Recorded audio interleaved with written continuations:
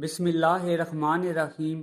محترم ناظرین، استغفر اللہ پڑھنے کا فائدہ کیوں نہیں ہوتا؟ کچھ لوگ استغفار پڑھتے پڑھتے، استغفار کا ورد کرتے کرتے اپنی زندگیاں بتا دیتے ہیں، مگر ان کو رتی برابر بھی فائدہ نہیں ہوتا۔ ان کی زندگی میں کوئی بدلاؤ نہیں آتا۔ ان کی زندگی پریشانیوں اور مصیبتوں میں جوں کی توں رہتی ہے۔ آخر کیا وجہ ہے کچھ لوگوں کو استغفار کا ورد اور وظیفہ کوئی فائدہ نہیں دیتا؟ ناظرین، دل سے استغفار کرنا جو حقیقتاً مطلوب ہوتا ہے، یہی استغفار دلوں کو گندگی سے صفائی دلانے میں سب سے زیادہ مؤثر ہوتا ہے۔ اس استغفار میں بہت زیادہ فائدہ، اجر و ثواب، نفع و بار آوری اور نتیجہ خیزی ہوتی ہے۔ اس سے تکلیف و پریشانی اور غم و اندو دور ہو جاتے ہیں اور مطلوب و مقصود حاصل ہو جاتا ہے۔ اس کی وجہ سے رحمتیں اور برکتیں نازل ہوتی ہیں اور آفات و مصیبتیں دور ہو جاتی ہیں، اور اس کا فائدہ تمام مخلوقات کو پہنچتا ہے۔ زبان اور دل دونوں سے استغفار کرنا کامل فضیلت کا عمل ہے۔ اس استغفار کے ذریعے انسان کے تمام فضائل اکٹھے ہو جاتے ہیں، جسم اور دل دونوں درست ہو جاتے ہیں۔ یہی کامیابی اور بھلائی کا سرچشمہ ہے۔ ہم یہی سنتے اور پڑھتے چلے آ رہے ہیں کہ استغفر اللہ پڑھنے کے بے شمار فائدے ہیں۔ استغفر اللہ پڑھنے سے ہماری زندگیاں خوشحال ہو جاتی ہیں۔ استغفر اللہ ہمیں تاریکیوں سے نکال کر اجالوں کی طرف لے آتا ہے۔ استغفار پڑھنے سے ہماری مایوسیاں ختم ہو جاتی ہیں۔ استغفار پڑھنا اتنا طاقتور عمل ہے کہ رزق، مال و دولت کی تنگیاں ختم ہو جاتی ہیں۔ اولاد ملتی ہے، اگر کسی کو بیٹا یا بیٹی چاہیے تو اللہ عطا فرماتا ہے۔ کاروبار میں ترقی، اچھی نوکری ملتی ہے، تنخواہ بڑھتی ہے، ڈپریشن سے نجات ملتی ہے، پریشانیوں اور دکھوں سے نجات ملتی ہے، اچھا رشتہ ملتا ہے، جلدی شادی ہوتی ہے۔ مگر اکثر لوگ یہ شکایت کرتے نظر آتے ہیں کہ ہمارے وظیفے کامیاب کیوں نہیں ہوتے۔ ایک صاحب کا کہنا تھا کہ میں 1 سال سے استغفار کر رہا ہوں، مجھے ابھی تک کامیابی نہیں ملی۔ میرا وظیفہ کیوں کامیاب نہیں ہوتا؟ آخر کیا وجہ ہے؟ حالانکہ استغفر اللہ پڑھنا ایسا عمل ہے جس کی وجہ سے اللہ پاک آپ کو غنی کر دے گا۔ استغفار کے اندر وہ قوت ہے کہ اگر انسان پابندی کے ساتھ اپنے گناہوں پر شرمندہ ہوتے ہوئے توبہ کی نیت سے استغفار کرے تو دنیا کی کوئی طاقت آپ کے رزق میں اضافے کو روک نہیں سکتی۔ یہاں پر یہ بات قابل توجہ ہے کہ استغفار کا مقصد اپنے گناہوں سے توبہ کرنے کا ہونا چاہیے، نہ کہ صرف مال و زر کی طلب۔ استغفار اس طریقے سے کریں کہ اس کا معنی و مطلب آپ کے دل پر نقش ہو جائے۔ اگر استغفار میں یہ کیفیت خود پر طاری کریں کہ یہ میں استغفار اپنے گناہوں سے توبہ کی وجہ سے کر رہا ہوں، تو انشاءاللہ آپ کو 100% کامیابی ملے گی۔ ایک عام غلطی جو کہ استغفار کے دوران کی جاتی ہے وہ یہ ہے کہ ہم لوگ استغفار کو پڑھتے ہیں، کرتے نہیں ہیں۔ استغفار بولنا اور بات ہے اور اس کو دل سے محسوس کرنا الگ بات ہے۔ استغفار کرنے اور محسوس کرنے کا عمل ہے، صرف پڑھنے کا نہیں۔ اس کا ورد کرتے ہوئے اس کے اصل معنی اور مقصد کو ذہن میں رکھنا چاہیے۔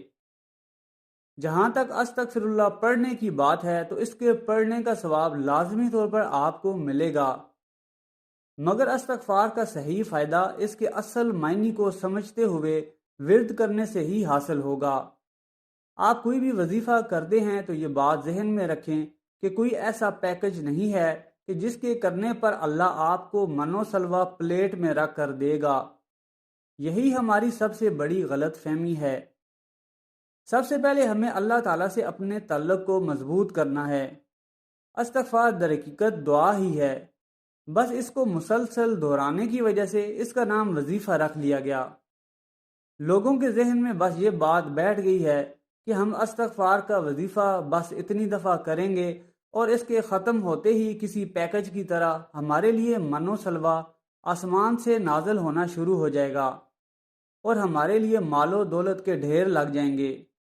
یہ سراسر غلط فہمی ہے اور اسے جلد از جلد اپنے دماغ سے نکالنے کی ضرورت ہے۔ یاد رکھیں اگر اس طرح سے رزق کی بہاریں آتی یا رزق کی بارش ہوتی تو اللہ تعالیٰ اپنے انبیاء کو یا ان کے صحابہ کو یا بے شمار اولیاء اللہ کو جنہوں نے بڑی تنگ دستی کی زندگی گزاری کو اس طرح کی زندگی نہ گزرواتے اور ان کے لیے مال و دولت کے ڈھیر لگا دیتے، کیونکہ وہ لوگ تو سب سے زیادہ دعائیں مانگنے والے، اللہ تعالیٰ سے ڈرنے والے اور استغفار کرنے والے تھے۔ اس طرح سے یہ بات تو ثابت ہوتی ہے کہ ایک تو ہمارے استغفار کرنے میں فرق ہے، ہم اسے رٹے کی طرح بلا سوچے سمجھے پڑھنے کی کوشش کرتے ہیں۔ دوسرا، اگر رزق کا وظیفہ کر رہے ہیں تو اس کے لیے وہ اسباب اپنانے چاہیے جو اس کی ضرورت ہے۔ اگر آپ ایک بزنس کر رہے ہیں تو سب سے پہلے آپ کو اپنے کاروبار کے حوالے سے مکمل مہارت ہونی چاہیے اور اپنی پوری توانائی اس کام میں صرف کریں، اور اگر اس کے ساتھ آپ وظیفہ بھی ایسے کرتے ہیں جیسا اس کے کرنے کا حق ہے تو پھر اللہ کے حکم سے کامیابی آپ کے قدم چومے گی۔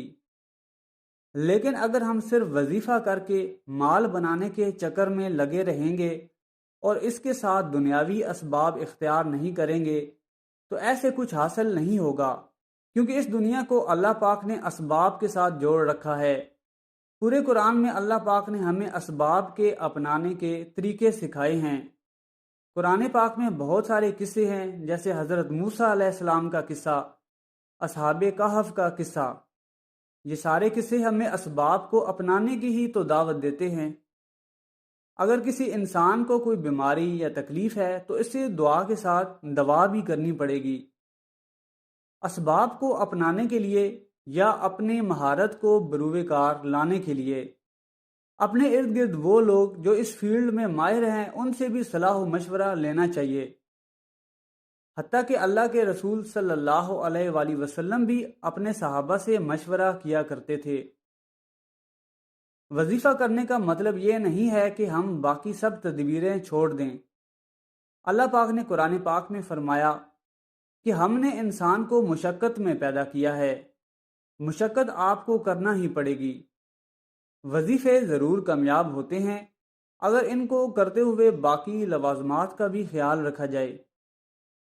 بہت سارے لوگ وظیفہ کرتے ہیں کہ ہمیں بیٹا چاہیے، تو اس میں بہت سارے لوگوں کو اللہ پاک بیٹا عطا بھی کرتے ہیں، لیکن اس کے ساتھ ساتھ بے شمار لوگ وہ بھی ہوتے ہیں جن کو بیٹا نہیں ملتا، تو اس میں بھی لازمی ہماری کوئی نہ کوئی کمی یا کوتاہی رہی ہوگی۔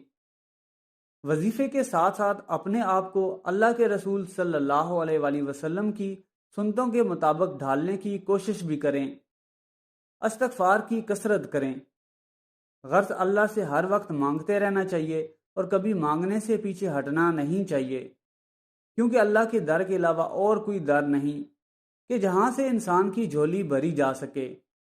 اس لیے مسلسل مانگتے رہیں اور بس مانگتے رہیں، ایک نہ ایک دن اللہ پاک اپنا فضل ضرور فرمائے گا۔ اگر آپ کو وہ نہیں ملتا جو آپ نے اللہ سے مانگا ہے تو اس میں بھی اللہ پاک کی کوئی نہ کوئی خاص حکمت ہوگی، اور ان تمام دعاؤں اور وظائف کا اجر و ثواب انشاءاللہ آخرت میں ضرور ملے گا۔ آخرت میں جب ان دعاؤں کا اجر و ثواب آپ اپنی آنکھوں سے دیکھیں گے تو خود کہیں گے کہ کاش میری کوئی دعا قبول ہی نہ ہوتی۔ یاد رکھیں اللہ پاک ہر دعا نہ صرف سنتے ہیں بلکہ اس کا جواب بھی ضرور دیتے ہیں۔ پیارے نبی صلی اللہ علیہ وآلہ وسلم کو حکم ہوا کہ اے محبوب لوگوں سے کہیں کہ استغفار کریں، توبہ کریں، اس کی برکت سے اللہ پاک رزق میں وسعت عطا فرمائے گا۔ حضرت ہود علیہ السلام نے اپنی قوم کو فرمایا استغفار کرو، اللہ پاک قحط سالی دور فرمائے گا، رزق میں وسعت عطا فرمائے گا۔ حضرت نوح علیہ السلام نے بھی اپنی قوم کو یہی فرمایا استغفار کرو، اللہ پاک تمہیں رزق، مال اور اولاد عطا فرمائے گا۔ ناظرین اپنے اس چینل کو ضرور سبسکرائب کر لیں اور کمنٹ سیکشن میں ایک استغفار ضرور ٹائپ کریں۔